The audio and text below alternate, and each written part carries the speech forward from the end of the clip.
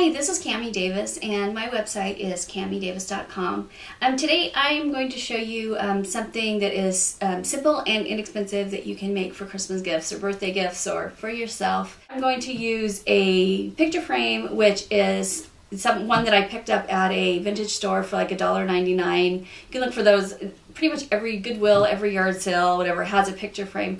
So if you have, especially if you have like cool family photos and stuff, it's a great thing to kind of make it more into an art piece and kind of make it a little bit unique. Take some images from your life and you can just email them to one of your local copiers and printers, and they can just print those for you, because to collage you really just want them on regular paper.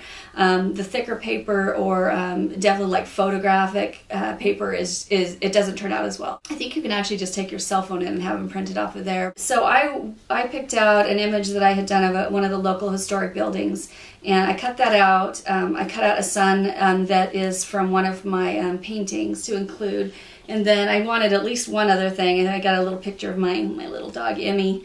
I'm going to include. These are the three that I'm starting with. When you're coming with a composition, there's a few things to take into consideration. One is that you want a focal point, which is something that when the viewer is looking at it, it's something that their eye is drawn to immediately. And you also want some other items to draw their eyes around the picture, because otherwise they're gonna look at it, they're gonna, oh, okay, nice, and bam, nice, and leave, and they're not gonna remember it. And then another really important piece is the white space. You want a space for your eyes to rest. Since my image itself is going to be a little more structured, I decided I want to do a little bit more of a scattered look to give it some contrast. So I decided to do collage on it as well, but I took little black pieces out of the magazines. So I start by taking my images, or taking my little pieces of black paper and putting them in water. And what this does is it saturates the piece of paper and it makes it so it'll lie down flat, so you don't have those air bubbles in it. So you let it soak up a little bit of water, get a little bit saturated. And the product I'm going to use is Mod Podge, which is readily available. And pieces of paper have been sitting in the water for a little while. So I'm just going to take these out. I'm going to put the first piece down. Turn this so you can see it. Where it's turning over the side, I'm just going to press it down a little bit with my fingers until it sticks. And Mod Podge is a glue, so it will stick, but you just kind of need to hold it sometimes for a second. And a lot of it depends on how saturated that piece of paper is, how long you need to hold it, and how thick it is too. Definitely thin paper works better. Then I'm going to do the same thing on the side. And I want to be careful when I'm holding it down. You can see I'm just kind of doing it really gently, because the ink will come off fairly easily on your fingers, and so you don't want that to happen because that gives little smudges and stuff. I'm going to take a foam roller. I put it in water and just squeeze it out, and that's just so that it doesn't stick to the paper. I found that works a little bit better. And then you just want to roll down your image. Hopefully you can see how that looks. And you don't go with your foam roller, you don't do it like 20 times, you just do it like 2 or 3, because the more you mess with the paper when it's wet, the more easy it is to rip or to some of the ink to come off. So I'm going to put the second coat on, making sure I get it over all the edges of my first layer of paper. So it's just the same procedure.